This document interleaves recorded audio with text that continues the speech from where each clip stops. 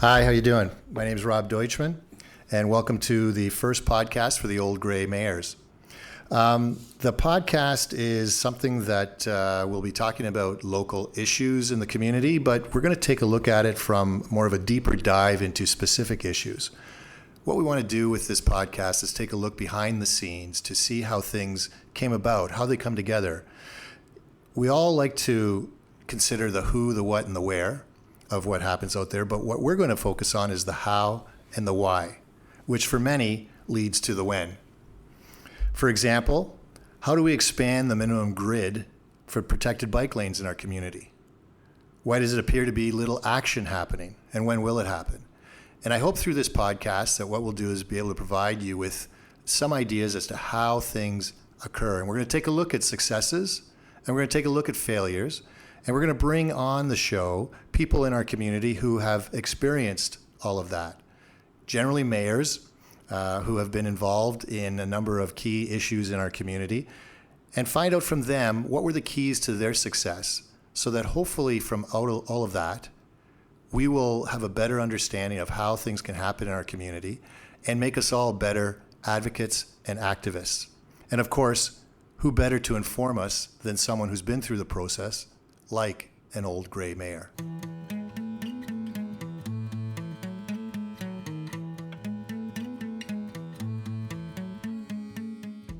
I want to introduce Doug Craig. Doug, welcome to the first podcast. Well, thank you very much. I never saw myself as an old gray mare, but anyways, it's good to be here. Well, you fit the bill pretty good. Make your program look good. Go ahead.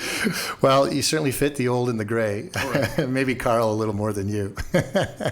So I just want to say, when I was mayor of North Dumfries, I had an opportunity to meet with Doug on many occasions to discuss mutual issues of interest south of the 401.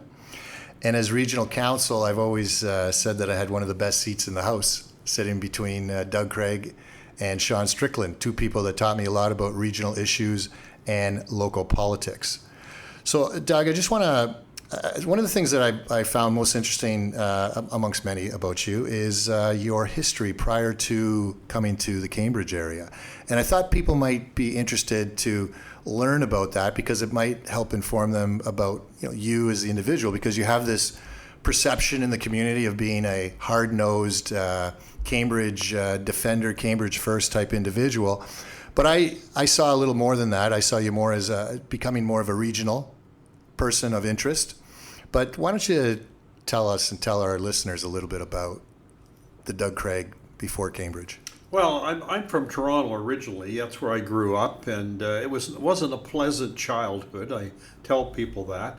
I was in foster care with 3 different families over a period of years, and ended up back with my mother and stepfather. It was not a pleasant situation, and went to Malvern Collegiate in the East End of Toronto.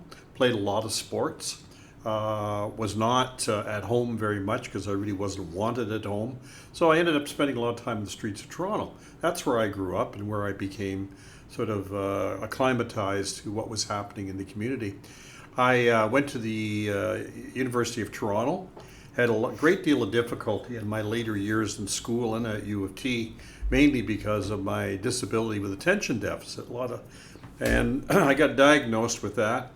And really, it was the key to my understanding of myself, because I had a lot of difficulty in school in terms of being able to pay attention or even dealing in social issues with people. Right. That was very difficult. So while you were at the University of Toronto, were you involved in various groups? No, sports? I wasn't involved in anything. I was just involved in surviving because I was having a very difficult time academically at that point. So I dropped out. Took my university degree through night school, and when I was 42 years of age, graduated.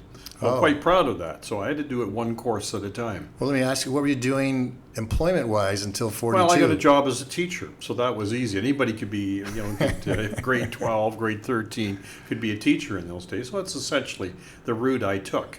So I was in teaching and was in Scarborough for 5 years, and I was up here in the Waterloo Board for 28 years. So what brought you to Waterloo then? It was first place that offered me a job, and that's how you do things. my wife and I wanted to go to Eastern Ontario and Prince Edward County in particular, but we ended up here. And it was a great choice, and that's how life unravels at times. Yeah. It takes you in certain directions, and so I'm a great believer in that. So which high school? I never asked you that. Which high school were you Malvern at? Collegiate. No, but here in our area. No. What high school? No, I taught public school. Oh, public school. A number of public schools. So dealing with everything from developmentally challenged children up to high school in the summertime for extra credits for kids. I'm just trying to picture you with the kindergarten class. I had a grade 3 class for a year. I was very good. Anyways. Excellent. So how did politics come about then for you? I was always interested in politics. When I was in Toronto, I can remember reading the Toronto Star daily, reading the editorial page. And this is going back when I was like 7 years of age. Editorial page, always very interested in the political realms, what was happening in the country, what was happening locally in Toronto. Followed it very closely. I don't know why it was of great interest, but that's what I did. And so I carried that on through into when I moved to Waterloo Region. So what was your first foray into elected office? Well, I was elected in 1976 as an alderman for Ward 1 in Hespeler. It was a 2-year term. Cambridge Council at the time was 14 councillors. We had 2-year terms, and the night I got elected, along with everybody else that got elected that night, René Devec and the Parti Québécois won Quebec. Oh. So I got bumped off the front pages. What was it that spurred you to run the first Well, time? I remember going down to council. We were having a new subdivision in our area, all around our particular house and my neighbors, and I went to council. I remember sitting in the audience. I said to myself, anybody could sit up there in council. That was pretty obvious. Well, you weren't happy with the answers you were getting? Wasn't happy with the answers or the responses or the way they were dealing with issues with the public. So were you the spokesperson for your community I group? was at that point, yes, I was. Okay. And arguing for or against the subdivision coming in?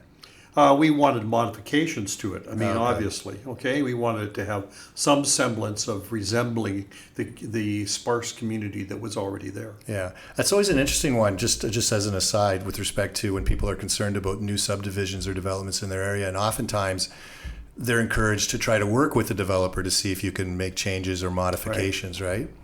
So you were successful in that endeavor? We were somewhat successful in getting changes. Yeah, no, actually, I would say we were successful. Got a number of good changes, and the school location is something we argued, and eventually that got changed also. And so you ran the first time and you won? I ran in 1976 and won, yes. Were you up against an incumbent at the time, or I was was that up wide against open? an incumbent knew I could thoroughly beat, who left the race with about 2 weeks before the closing of nominations because he was running for mayor, Erwin Nelson. Oh, okay. And now, I don't recall Mr. Nelson. Did he win? Mr. Nelson won his 2-year term, was only elected for 2 years. Okay. And I got re-elected. And then for personal reasons, I had to leave politics. My son was born with all kinds of issues, and I had to leave politics for a few years. Right. So I went back into being a hydro commissioner for 6 years, which was less onerous. So you ran for, because back then you ran for Hydro Commission, correct? That's the good old days. Okay. And then I ran in 1988 for regional council and lost. I was quite disappointed in that. But, the old adage, you learn more from your losses than your wins. Yeah. And which I did. What did you learn? I learned that I had to take a whole new approach to politics, and I had to get a greater base of team members, that I had to knock on every door, all the things I didn't do the first time around because I thought name recognition would carry. Was sufficient. Yep. Okay. So, and who beat you out? There was 3 people from Cambridge going to the region. There were 6 people on the ballot, and I came 4th. Okay. Were the other 3 incumbents? Yeah, they were well known, yes. Yeah. I mean, that's the thing with municipal politics, isn't Oh, it is, very much so. Incumbency. Yeah. Of course, we won't get into the last election and talk about that. I didn't like that one. Go ahead. No. Hey, all good things come to an end eventually. So what I want to talk about is more so jumping ahead to some of the successes and then maybe a failure. Not so much a failure, but maybe not so much a success either during your time as mayor. And one of the things that I wanted to touch on, maybe you could just list some of what you feel are your significant accomplishments as mayor. I just want to give you an opportunity to Well, I think outline the some most of those. significant is keeping Cambridge out of a regional one-tier government. Yeah. Because that was in the Mike Harris years. I went through that. And I was the only person who spoke against amalgamation in the region. Right. And the fact that you didn't save money, which the amalgamations have shown. So that was the main issue. I think things in terms of successes, different projects we had, the new city hall, and you always have opposition no matter what. The Drayton Theatre, the old post office, a number of the celebrations that we did in terms of Christmas in Cambridge, Right. The mayor's celebration of the arts, all of those things always had opposition no matter what. Well, let's why don't we just describe some of those, because I think a lot of times those things get overlooked because we always think of the physical structures, right? Yep. But we don't think about the community-based events that go on that bring people together Well, and yeah, have a fundraising aspect to them too. And I'm thinking about, Well, for example, your movie night. We had the movie night and the Arts Connect, which is a fundraiser at Drayton Theatre for the arts community. That was the easiest one I ever did. But I was up in Kitchener, I think it was 2001. Carl Zare invited me up at Christmas. And they were doing all kinds of events up there in their civic square and so on. And I drove back to Cambridge thinking, we don't do anything. And so I initiated that whole Christmas in Cambridge. Yeah. And the holiday train, all of that. And I had good staff people that were actually overjoyed to start working on. Well, why don't we things like pick one of these events and tell us how you initially? Let's get into a bit of the detail Right. on one. Which one do you want to talk about? Well, I think I would say the Mayor's Movie Night is an example, okay? I'm standing at a ribbon-cutting ceremony, and the gentleman from Galaxy Theatre, who owns them all, standing next to me, happens to casually mention that they do fundraisers in Peterborough. And so I said, oh, and then we got looked into it, and I talked to my staff, and so we decided what we would do is have a fundraiser once a year. The Galaxy gave us the theaters free for that night, and we would raise funds for nonprofits. We would have nonprofits send in proposals of why they needed a certain amount of money and how they should qualify. And each year I had a committee pick, not me, because I wanted to enjoy the movies. Okay. Right. We had a committee pick the nonprofit, and the nonprofit would sell the tickets for like $20, $25. Oh, so pick them ahead of time. Yep, and they would sell the tickets, and we would then get all kinds of different donations of food and wine and beer, everything else. Right. How was the committee created? Was it citizens? It was Citizens Committee, yes. I had nothing to do with it. That was the whole thing, have the arm's length from it. Well, you started the. I started it and told staff this is how we have to do it. Right. Okay, so we had it was a community committee, and with some counselors on it. And they would pick the nonprofit. It's been going for 18 years. People apply for this committee. Yeah, they applied for it. And they would raise $8,000 to $10,000. The most important thing is they would get a higher profile in the community. I mean, I'm driving by in Preston one day, and one of the nonprofits is having this coffee drop in and make a donation for coffee. And I'm thinking, you're not going to raise any money this way. And I suggested Sufficient they do funds. something. Yeah. So we needed to have better ways of getting the community involved. So Yeah. that was one of the success. Yeah. Well, it is a success. Well, yeah, and I find that a lot of these things seem to be in all communities mayor-driven. That's correct. I mean, a lot of It was driven by me. A Yeah. lot of time. I mean, you need to get support of your council for anything you want to do. Well, Or- that was an easy one. Yeah, and we'll talk about some of the tougher ones but a lot of ideas are mayor initiated, That's correct.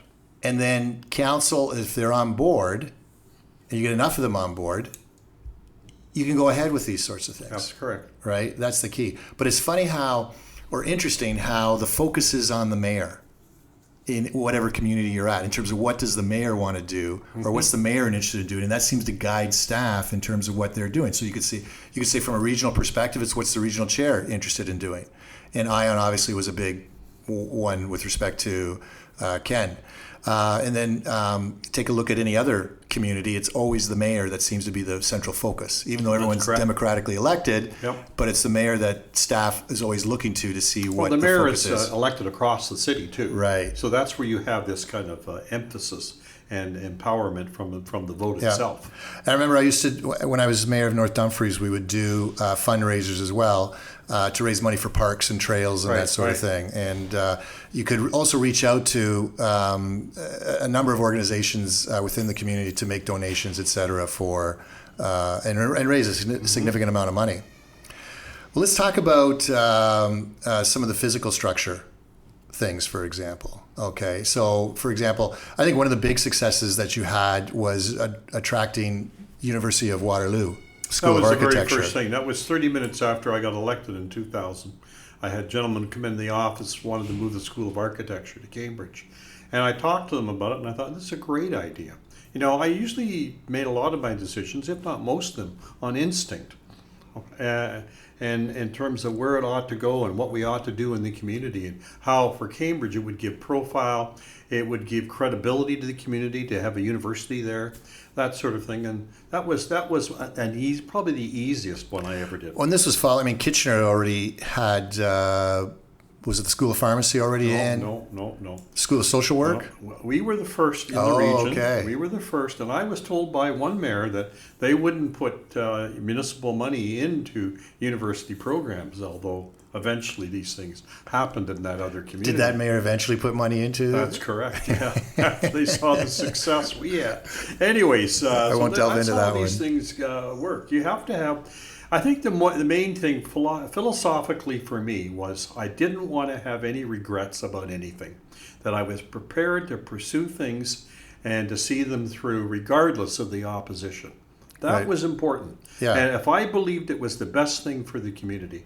So the School of Architecture was relatively, I think, fairly straightforward. It got good support from the community and from the council, although in the caucus meeting it went through by one vote. Yeah, so let's talk about that for a second. Yep. Okay, so I mean, you have to make sure you at least have majority support. You've got to win a majority on council with your ideas. That's really important. If you don't have that, you're not going to go anywhere. Okay, and it's like the Prime Minister of England. He's not going anywhere. He doesn't have the support to do the things he wants to do. So I always had the support for every project except one near the end. We'll talk about that. But just back on the School of Architecture, you have to make sure too, I mean, because what was the financial commitment from the city of Cambridge? I think it was $7.5 million.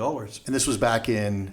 2000. So that's significant. For a school, that's outside the boundaries of municipal financing, supposedly, although there really are no boundaries. Okay. What was the argument to say it was a good investment for the city of Cambridge? Well, because students would always be there. They would, in terms of the economic argument, they would rent facilities, they would buy things. Economically, they had an impact on the downtown, and also they would bring people. A school would have a draw in terms of bringing people in for different events and so on. And this was downtown Galt. That's correct. What was downtown Galt like in 2000? Quiet, very quiet. So you needed to. We needed to bring something. We needed to bring credibility to Cambridge. Cambridge has always been looked at and is still looked at, as the poor cousin south of the 401. Right. That's a reality. Yep. Okay, and our friends in KW will disagree with that, but that's in fact what. Well, I don't think too many people will disagree with that particular view. Yeah. But again, you're back in 2000. You've got this school. You're going to make a $7.5 million commitment. I think the interesting point is there has to be a political argument to get the support you need. Yeah, it was economic at the time. I said to them, we have to sell this on economics. Right. Okay, there was a lot of other things that were important, but that was the main thing, which we did. And we got it through. And of course, once we built it, people were ecstatic and thought. Sure, but again, back to before you built it. Right. Okay, it's that angle. You need to give the politician something that and they can hang their hat on. And the news media. And we had to work on all those angles. You're right. That's exactly. You brought up news media. Tell me, what was the news media like about this decision back then? They were supportive of the decision at the time, from what I remember. Yeah. Okay. News media is important because I always tell people, as a lawyer, I'm practicing and I do whatever I need to do, and no one's seen the work I do. But when you're a politician, now suddenly your business is open to everybody. My whole life was open to everybody for 18 years. And I think the problem today is there is no credible news media that people rely on or go to anymore to get kind of an insightful argument about what's going on. Yeah, and we'll talk about that So maybe that's really another important. day. I know. Again, this I'm podcast is just am I about getting you. invited back? Yeah, another you'll day? be back. You'll be one of my regulars. But yeah, I know. Local. You're talking about the fact that there's not a lot of local news There coverage is to help not at inform all, people. in my opinion. Okay. There's some, but not as much as No, that's back in correct, your yeah. day, back in the year 2000. Well, yeah, I'm from a different time period. Yeah. I really am, and I understand that. So, following the School of Architecture and finally getting that in, what was the next big project? Well, I think the next big one was the city hall, and the city hall, of course, you're dealing with a community of 3 former communities. Where should the city hall be? Yeah. I don't know. Should it be on Hespler Road? Should it be up where Nob Hill Farms or where Home Depot is today? Right. Should it be in downtown Galt where Galt gets everything? You know, Actually, those were the arguments. let's explore this one further because this then leads more to a better discussion on the multiplex Okay. issue because what you just said reminds me of the general conversation. Where should it go? That's correct. Right. But, we got to get to the how. So how did you make it happen? Well, I knew first of all we had to do it, and I knew I would be unpopular, and I thought, well, I'm used to that, so let's forge ahead. Unpopular in what? One of Well, three? in the sense, One of two or if three you communities? asked, you went out to the public and said, here are 20 items, we want to put them on a capital list. A new city hall wouldn't be on that list. People don't see the value, and we were leasing at the time for $1 million a year. And that lease was only going to go up. We had no public space in terms of bringing the public in to have events and so on, Right. like we do today. So I decided that, council and talk council members into the fact we had to move ahead. And this was a way of saving money. This was a way of giving focus to the community. And it was going to be a rough ride, which it was for the next election for me. Okay, I think you jumped a few steps there. When you say you decided in a way of saving money, what saving of money were you Well, talking we about? were going to take the money out of our hydro funds and pay cash for it. So For what? For the new city hall, which Construction. we did. Yeah, $22 Okay. million. All right. The total cost was around 30 when you got into other land issues and so on. Right. So the issue, one of the big issues is where's it going to go? Where is it going to go? And so the idea was was always going to be in the official plan, the downtown of Cambridge. Secondly, I think the most important thing that people didn't understand at the time, it was a pedestrian area. And I didn't want it up on Highway 24, which is a vehicular area, Right. essentially. Yeah. Okay? And that we would build it at City Hall, the City Hall downtown. So we did that. By the old city hall. Yep, lots of controversy. But Okay, what was it? The fact that it was going to be in Galt? first of all, it's in Galt. Secondly, people didn't want us to spend the money on it. The third thing was the fact that they didn't like the design. Okay, that kind of stuff. Anyways, so halfway through the year, and I was getting a letter to the editor once a week about what a terrible project and how bad it was for the city. Okay? Right. I mean, people don't write in letters to tell you how great you are. Okay? You get used to that pretty fast. No love letters. So the gentleman from Archives came over one day and he said, you got to see this. It was 1857, the minutes of the meeting, the night that the city council on that day decided to build the old city hall, Okay. which everyone in Cambridge today loves, right? It's Right. this historic heritage piece. Yes. And in the minutes of the meeting, it said the whole town came out. It was a tumultuous meeting, and it was a meeting of stormy indignation. They hated the design of that city hall because it was an Italianate design and it was a Scottish town. Right. And I thought to myself, doesn't this sound familiar? Yeah. And I came to realize at that moment, it was a bit of a watershed for me in terms of the fact that every mayor goes through this. Even back in 1857, that mayor went through hell. I'm sure he did. But he built something that has a lasting legacy, not for himself, but for the community. So they approved it that night. Yeah. back Well, then. they approved it. It was approved as we were going along. But what it was for me was kind of a self-vindication that I was on the right track. And Another day we'll talk about my Star Wars problem that I had where people didn't find a grocery store in the community and 300 people showed up for that meeting. Yeah, I remember that. Versus 2 or 3 that show up for a budget discussion. I know. Anyway. So while you're going through that then and you're receiving, and I find that it's interesting in Cambridge in particular, the tenor of the community discussion seems to be sometimes, one might say, harsh. Hostile, harsh, difficult. It's a very difficult city to govern. People are very involved. They're involved, but the ones that are involved, a lot of the people who are involved vocally are very negative. Yeah, on the internet, you can see a lot of that. It's terrible, absolutely terrible in Cambridge. When you compare it to Kitchener and Waterloo, there's a real difference. Right. I don't see that in Kitchener Waterloo. What I see there. That's why That's why I always told you, don't read that stuff. You'll feel better. Well, the point is that stuff can undo you, anyways. And that's sometimes what local news is sometimes it's pretty difficult and critical too, and can be quite harsh. So the city hall gets done. How did you allay the concerns of councillors? Because you said the vote was. The vote was fairly close. All the way along, I said, look, we have to do this. You're going to save money. I said, the focus is on me, so don't worry about it. Okay, which it is. The mayor gets the heat or the brunt, praise. Sure. So in the end, when, of course, we got it done, and we built a gold standard LEED city hall, the first in Canada, and we said, environmentally, we have the most environmentally friendly city hall in Canada. People became proud of what we had done.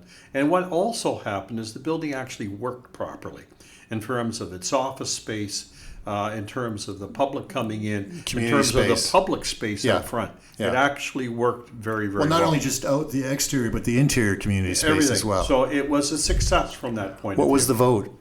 I can't remember at the time. I think it was 3 against or something, right, and 5 in favor, if I remember. So did you start out behind the 8 ball with respect to voting when you went into that, and then eventually brought people on side? Well, from the very beginning, before the public opposition takes a while to gear up. Right. Okay. I had people on side before that, and tried and worked on keeping them on side. I was just thinking back to the School of Architecture. You said that was a 1 vote. In caucus in terms of going ahead to spend the money, yes. And what were the key things that helped you win the vote? Talking to people ahead of time, securing the votes before you walk in. With the councillors? Yep. And what were some of the objections? Were the councillors from outside of the downtown Galt area? Same old thing, especially the Hespeler councillors at the time. Isn't that the old saw? You're not spending enough. You're spending too much in someone else's ward, and you're not spending enough. But there still isn't that concept of Cambridge being a city. And there's nothing wrong with that to some extent. I mean, when I lived in Toronto, I lived near Scarborough. There was North York, East York, and people in Toronto referred to their communities that way, their neighborhoods that way, and they do it in Cambridge. But they take it, I think, sometimes a step farther where they can't see anything outside those neighborhoods. So I'm going to transition into what I want to talk about, but how did you overcome the issue of where the City Hall was going to go? How did you overcome that? The City Hall was always designed to go there, and the City Hall, they had been buying property for 20 years to put it there in terms of extra parking. So you already had the land and everything. Well, yeah, and I wasn't about to go through that mess, okay? Yeah. And we didn't do that, and like I said, it's a success. Farmers market's there. It's part of the heritage piece in the downtown. It works very well. Okay, so we're just going to segue over to another topic, which also dealt with locations. And maybe, and probably, given what you said, City Hall, you're already purchasing the land, so it was pretty well given that that's where it was going to go. Yeah. Some people may have had aspirations of it going someplace else and wanted to offer those sites, but clearly... There was no credible alternatives. Let's talk about multiplex. Now, I have to say, I personally thought the idea of Conestoga College was a great idea. And at the time, I was coaching hockey, a parent with 3 kids playing hockey, and traveling along the 401 and going. My daughter was playing. Actually, my daughter was playing in Cambridge for a couple of years, so we would go to the Hespeler Arena all the time. So I didn't think, Conestoga College was great because it's so close to air. I just thought it was so close to the 401 that it was an ideal spot for tournaments, etc. It still remains the perfect spot. It's a major, I think, disaster for Cambridge. If, in fact, we had gone ahead for $80 million with 3 rinks and 2 gyms. Was it 4 rinks? 4 rinks, 4 rinks, 2 gyms, everything that people wanted in a multiplex. 25-meter pool. Yeah. We would have had it built. It would have been operating right now, and we would have done it for less than $80 million. Right. Today, we have a mess. Sure, but we won't get into what we have today, but I want to talk about why it didn't go through. It didn't go through because First of all, the public came out, and we had a couple of councillors that wanted it to be centralized. They had no idea in terms of the validity of that argument, in terms of there was no property available, and anything that was available would take years to buy and clean up and so on, and skyrocket the costs. The second thing is the internet played a huge role in people on websites and blogs and everything else telling everybody through their own analysis what was wrong with what was the Conestoga. Okay, so site. this is an interesting point because this is the growth, the power of the internet. That's right. With your And other ver- projects, there and- would have been opposition, but it wasn't galvanized. That's correct. Or coalesced or organized as well as absolutely. you can do on the internet. So it got totally galvanized, and everybody that got a PhD on Google came to council, and quite literally, that's what we got. And so we ended up looking at all these other sites. They all have not panned You know, out. again, I don't want to. We're not getting into that. Okay, Okay. we're getting back to the why this happened because we've got a situation. Well, hold on. No. We've got a situation where we've got a mayor Right. who is a strong proponent of it, and we've talked about how. And I had the councillors. Let me finish. We talked about how if the mayor's supportive of it, that's a key part. Right. Okay. And you're saying you have the councillors, which also you say is a key component. Right. You didn't have the community though. Didn't have that community on the internet. Right. And they were the ones that came out. Well, I was very disappointed in the sports community. A number of them didn't come out to support it. The internet crowd came out, and they really made feel a number of the councillors insecure and attacked them on the internet and everywhere. But if the sports people didn't come out, I mean, obviously they wanted a facility. They probably didn't come didn't out. support. They didn't come Did out. they support the location? They didn't. I only heard from really the swimming groups that came out, and they were fine. And people I talked to individually, in terms of different teams and so on, could care less about location because, like you said, they traveled all over Ontario. Well, I heard some from the hockey community weren't supportive. That's of correct. it.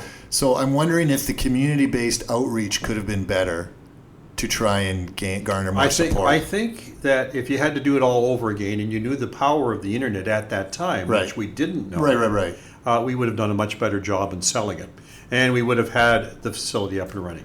Well, so tell me, how would you have gone about selling it?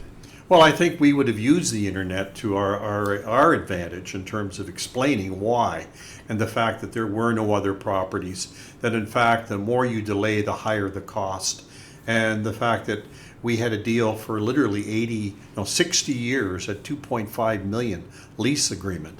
Okay. Yeah, it reminds me of my path to politics was through a community center. That's correct. As well. And our community center, which was a little bit different than your situation, ours was a community-based organization that started the process. Yeah. And your situation was more the city and the mayor, or staff and the mayor, That's correct. that started the process. There were groups initially going back 5 and 10 years that wanted a facility, okay, and we had done studies on it and everything else that yes, we could do this, and the best option we had, of course, was Conestoga. So, did you lose control of the process? Is that what We happened? lost control of the process. I had councillors start falling off. I ended up with only 2 councillors, Councillor Reid and Councillor Montero, who supported the concept as we came near the end. When I started losing councillors, I couldn't grab them back. We were finished. Yeah. And we ended up going into all kinds of different directions. And that's unfortunate for I think the community lost How many councillors supported the concept in the initially? beginning, I think all but 3. So we had 5 in favor, 3 opposed. Okay, and then you But lost you three. always have councillors too, and any councillor are opposed to everything. You know what I mean? Like no Okay, matter what sure, you've got some of those, but I'm not going to focus on those. I just want to focus on the ones that flipped on you. Yeah. Okay, Well, the ones that changed, flipped right? were part of the 5. Yeah. Right, and so they changed because they were influenced by Public pressure public through pressure. the internet. That's correct. largely through the internet. And it was unfortunate. Interesting. Has he found that interesting, that whole process? I found it regrettable. Sure, disappointing, all of Disappointing, of course, interesting in terms of how of the power of the internet in terms of a negative way, and how it's operating in the world today in a very negative way, in my opinion. The worst thing, if you're looking Well, at... there's positives too, but I mean, Oh, of course from there your are, but- perspective, it's negative because it influences these councillors to change Well, their mind. I think there are some positive. I would agree with you, but I think it's Yeah. the biggest threat to democracy. And certainly, Well, we're not getting into any of that. we don't We're want to just talk focused- about Trump we're- and his no, 2016 election. No, we're just focused Okay, all right. on you and the multiplex. All right. But anyways, no, it was a huge factor. The very people that came out to disagree with what we were doing didn't offer an alternative. And today, if you were to ask them, well, what's the alternative to Conestoga? They don't have one. Well, as a result, now we have a dispersed multiplex. We have a dispersed mishmash Yeah. in Cambridge that gives no focus to the sports that people wanted. Okay, well, listen, we're gonna end it there. So That's unfortunate. I know 30 minutes or so goes by really fast. Doug, I just want to say thanks for coming in It's today. always my pleasure. I'm looking forward to doing more of these. And in fact, what we'll probably do is you and I'll host and bring on some other people to talk about some of these issues and Sure. and stay focused on the, what's changing in our community, Yeah. how people can drive the agenda to make change happen. And so what we're seeing from your example, there were times as mayor with the support of staff and council, you drove the agenda. Right. But there are times where the community, Drives who the is not the elected, can drive the agenda as well. And what we want to do is keep delving in to see how do we make that happen? Yep. What are the key things that we need to provide to a politician in order to move that needle, to get them to support a certain position and create change in our Well, community. thank you very much for having me. Thanks for coming in. My first Old Grey mayor. So for future broadcasts, if you're interested in reaching out and giving me any thoughts or suggestions about what you would like to hear, reach out to me on my Twitter handle @RobDeutschman. And thanks again for listening.